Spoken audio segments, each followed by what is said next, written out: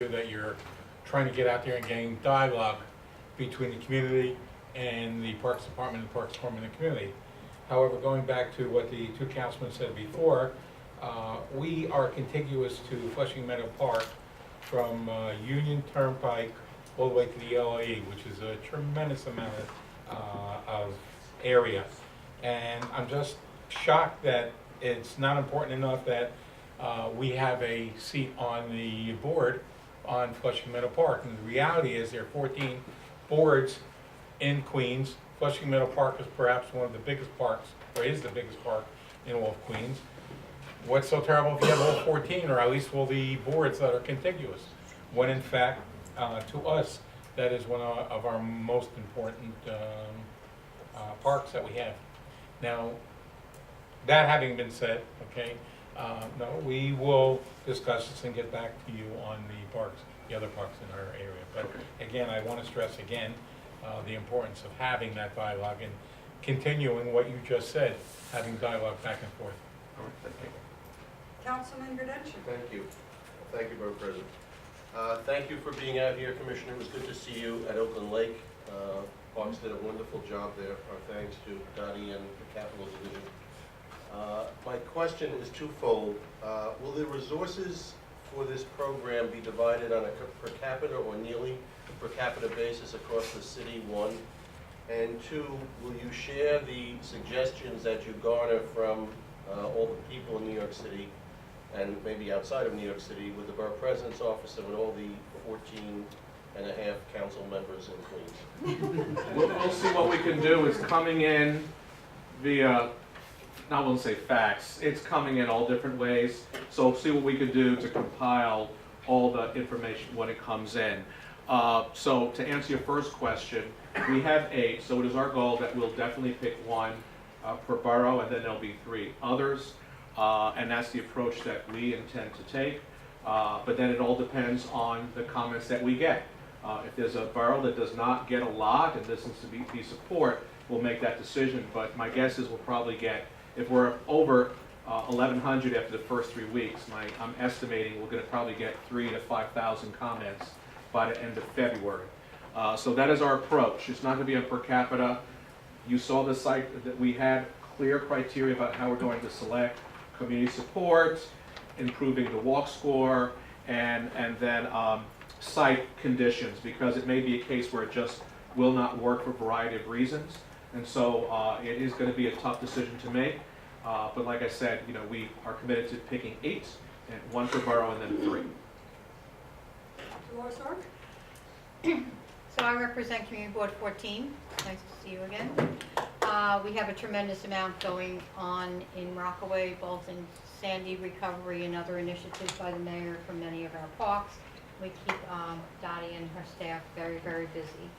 But there is one park, there's land that the Parks Department acquired probably maybe 7 years ago. And it's, Parks refers to it as the Beach 88th Street Park. There is a design on it. It's a four-use kind of park. And I was wondering if that park space, which has just a fence and there's nothing there, one of the goals is to give access to the bay for kayaking. Would this perhaps fall in opening the entrance with a path to the shoreline to give access to kayaking? I don't know the site. If it is access from one asset to the other, it probably could qualify. I would just go ahead and put it in. Okay. It doesn't hurt to put it in, and we'd love to take a look at it. So I'd rather just Right. put it down and have us evaluate it than me say no right now. But if it's about access, improving walk score, all the elements we shared in site selection, the answer would be yes. So Cam from Board 7, then Joe Hennessy, Board 6, and then I think Florence, Board 1. Hi, Commissioner. Nice to Well, see you good to again. see you. I represent Community Board 7. I'm the Parks Chair. And I have to tell you that I do have many concerns, and Vinnie mentioned many of them. I love the plan. I think it's great to make people feel invited. But I have concerns about homelessness and whether parks should be or shouldn't be locked at night. I have concerns about vandalism. I have concerns about people letting their dogs in places where they're not supposed to be letting their dogs in places. We have a particular playground right now that we have a concern about. It has an outside seating area. It's on Casina and Franklin, and there's problems with smoking. And I actually was standing there one day with representatives from the Parks Department, and I actually yelled at two guys for smoking. I said, "You are on park property, put it out." And they looked at me like I was crazy, but I didn't care. We also have a problem with gambling in that particular spot, which is really horrible. I do hope that you make the effort to really work very closely with the NYPD to enforce, you know, the rules and regulations so that we can stop this stuff and make it safe and convenient as well. I do want to see more. I really would love to invite you to come to Community Board 7 and make your presentation. I think my community board and especially my Parks Committee would love to hear this. Yeah, and I just want to remind people, because when we first launched this, I mean, it's very helpful because I hear a lot of this, is that we have a lot of parks with no fences at all. And we have a lot of parks that are unlocked. And so I guess when people just assume, if there's a concern, we're picking 8 of the nominated and then maybe 100 from pipeline out of 1,953. This is a fraction. But if this is something that people like, we can start to see how it works again and again. I travel often. New York is one of the unique places that actually puts fences around a lot of their parks and spaces. And so this is an opportunity for people who feel it may work to approach it. If there's concerns, clearly there was one specific case where we were looking to lower a fence. There was a concern about homeless. We came up with a different approach. As Donnie can tell you, we listen. We work with NYPD. This is a voluntary program. If there is discomfort, we have thousands of options, and we just want to make sure that people share it with the civic groups and the park advocates in their community so that they have a chance of putting something in. And all the community boards will see the designs, and you'll be able to weigh in before it goes to PDC. Joe Hennessy, Community Board 6. Thank you, Madam Borough President. My main concern is I live adjacent to Flushing Meadow. The people that live in my community use it day after day, night after night. I would never want to see them denied access to that park at any time, 12 months, 365 days a year, as rumors in the newspaper. But I don't want to see that happen. Taking up concrete, replacing it with grass, has to be maintained. And in my experience, walking through Flushing Meadow Park, is not being maintained. It's too costly to maintain it, manpower, etc., etc. So how are you going to maintain your idea of these open parks, taking up the concrete, putting grass down, and maintaining that grass successfully? When you come to Boulder, I live in a development that was wide open, no fences. Architects were delighted with it. Welcome to the community. Unfortunately, after a period of probably 10, 15 years, we had to put up fences. People do not respect other people's property. And if you walk through any park, people do not respect the park. And that's my main concern. How is there going to be security? How is there going to be enforcement? You show a video here of wide open playgrounds for children. Look at the society we're living in. Does that parent have to have eyes on the back of their head to watch their child going through that playground if there's no fences? It's very open to be abused. All playgrounds will have a fence. All playgrounds will have a fence? Yes, it may be lower than 10 feet, but it will be down to probably 4 and 3 are what we've been putting in. But we are very concerned about safety and very proud of the maintenance of all of our parks. All of our ratings are increasing, and we're now coming up with new approaches to make sure we care for the parks, as well as the Parks Without Borders. More eyes on a park improves the park itself. And we know that will attract more users, and that in fact will help make sure we have the proper support and ops. So I'm very comfortable with the approach as well as the maintenance for all the Parks Without Borders that we're going to implement. I hope you're right. And once you come up with these plans, they'll come back to the community boards? Yes. And to the borough president for their comments on them? We come to the community board, and I'm assuming if there's a borough board requirement, but the answer is yes. Thank you. Florence from Board 1, and then a little birdie telling me Reverend McGee from Board 12. Hi, I'm Florence from Board 1. I'm piggybacking on some of the things that were said. I'm just going to read the questions. financing the maintenance of the parks, these PowerPoint presentations are lovely. You see all these beautiful trees and flowers and green grass, as the gentleman just said. Is there going to be permanent financing for the parks once they're done? And then the personnel to keep them green and clean. Because when you open the parks and you have such a lovely view, who's going to take care of the trash and the garbage? We have a huge problem in Astoria Park with our trash pails and the maintenance of them. And then the long-term funding for this, is it going to be locked away and guaranteed? And you see people in these PowerPoints with electronics laying on the grass, doing things on the tablets.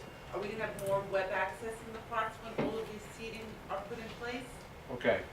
First question in terms of maintenance. We're always dependent on the expense budget, and so that's something we don't control, but certainly it is our goal to use our staff as efficiently as possible. We've implemented new techniques to optimize our mobile crews, and starting this year, we went from 5 days to 7-day-a-week cleaning schedules from one of the heavily most trafficked parks. So we're seeing our parks cleaner. We also have 1,800 community groups that support parks. They become our partners. They're our eyes and our ears, including Astoria Park. I was there for their cleanup just a few weeks ago. And we're now coming up, working with the Central Park Conservancy, a new trash management approach that we're now piloting in Crotona Park, that we're making sure that we can keep our parks cleaner and better. But expense funding is always something that we have to, you as advocates have to argue about. I, as commissioner, will always look for as much staff as possible. But we're seeing improvements across the board, from landscaping to gardening to the maintenance of our parks, and our ratings are getting better. So it's something that we are now accepting, all staff, as we expand and improve our parks. We know that we are now optimizing our crews to make sure we take care of our parks as well. What about the people who give the tickets for the litter, and there were 85 hired this year? Astoria didn't get any. We have our park enforcement officers work in conjunction with NYPD. They are mobile. They move around except for special events, and so there aren't any dedicated specifically. They go from place to place. They have districts that they patrol, and so I will check to see what tickets they gave out where and when, but we don't have enough. We have 280 citywide, 280. So as a result, they have command posts. We have several shifts, and they patrol around from park to park and to enforce to make sure the parks are being used properly. Reverend McGee? Good evening, Reverend McGee. I'm sitting here for Community Board 12 in place of Miss Adrienne Adams tonight. We have a park, Rufus King, that is presently under construction. Yes. Does Rufus King Park fall under this criteria? It actually is on one of my slides. There's a fence that looks like it's not a quarter mile, between a quarter and a half a mile long, that you have to walk. Now here's a park that people can enjoy, but you have to walk another 5 minutes just to get into the entrance. That park is one, as you look to re-envision it, can have several openings so that people who live right nearby can have easy access into that park. So that answer to that question is yes, that is eligible. We have to check the status of that fence. It's not your typical fence, as you probably know. Yes. But that's something that the community should discuss. And I believe there was a conversation about it. Yeah, there's, We also have the railroad park that's right nuzzled up beside Long Island Railroad, but opens up to the community, that surrounding community. It's been a struggle with parks to get them to come in and just do the trees, clear some of the brush, clean it up, so that the surrounding community can use that space. That one's a bit complicated because part of it is owned, we own part of it, the other one is at MTA, and so that came to my attention. I know there were two young ladies that tried to do a nice campaign to draw some attention, so that's a tricky one in terms of a pass-through for commuters. But we could look at that one offline. I'm not sure if that would qualify, but I put the suggestion in, and we could take a look at it for Railroad Park. Thank you. Did you want to answer anything on Rufus King? no, Okay. Raj? I'm Raj Rampersad, Chair of Community Board 9. We have Forest Park, and crime is a big problem within that park. I know you're saying overall crime is down. Unfortunately, in Forest Park, if you look at the numbers, you can also refer to the 102 precinct, and they'll confirm it. My question is, and I have an architectural background. I understand the whole idea of visual corridors. Forest Park, the topography, as you know, is not flat. Correct. What happens when you're, whatever, half a mile in and you don't have a clear sight? Will you guys be installing cameras in there, and will that be monitored, someone will be monitoring it? No, I just want to, Councilmember Crowell, she left. We actually took a tour through one, and that's exactly what I talked about, is sight lines. People want to be able to see where they're going and the point where they came from. So this is not a security approach per se of going deep into the park and installing cameras. Lights is certainly a possibility because darkness could be a barrier. We talk about borders, darkness could be a barrier. So we are looking at lighting, but it's more toward the periphery of the park. But this one is again focused on these elements, not going deep into a park. So we did discuss a path off of Myrtle going into the picnic area.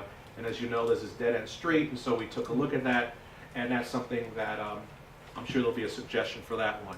But it's really focused on again, the entrances, edges, and these adjacent park spaces that are closer to the sidewalk. Last question? Yes, Lou Walker, Chair of Community Board 4. We had a group recently that protest about Flushing Meadow Park regarding the putting up a border in Flushing Meadow Park per se, because they'd like to rent the park out, in fact. And what do you know about this, if anything? Regarding concerts? Regarding concerts, Yes. we evaluate concerts on a regular basis. We're reviewing some right now. The borough president is very well aware of this as well. We get applications, we review it, and then we decide whether to approve or disapprove. So that's something that happens in many of our parks, Central, Flushing Meadow, Prospect, Brooklyn Bridge. So we, on routine basis, Governor's Island get applications for people to want to hold concerts. They submitted in November, and now we're reviewing all those proposals. But when they do this, are they allowed to close off the park for several days at a time and tell you you can't